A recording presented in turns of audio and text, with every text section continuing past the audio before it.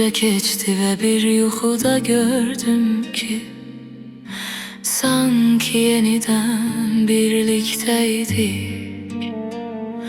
ve ruhum yükseklere uçtu. Ama bu bir yuxudur ve biz birlikte değiliz.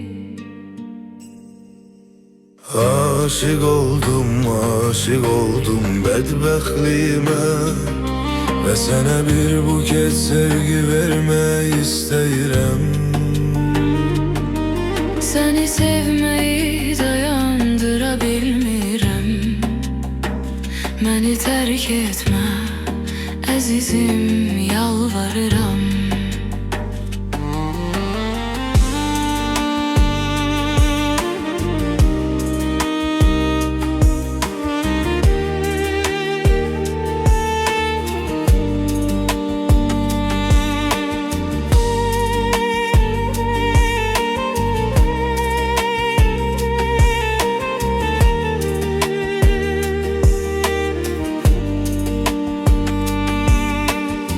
Güneş çıxdı və şəfəqi qarşılayıram. Burada olmadığım üçün təəssüf edirəm əzizim. Hayatı sıfırdan başlamağa çalışacağım. Sadece bil ki sen ebedi olarak yüreğimdesin.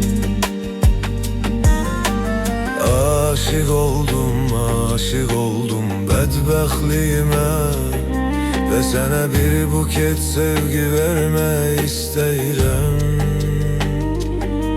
Seni sevmeyi dayandıra bilmirəm. Məni tərk etmə əzizim, yalvarıram.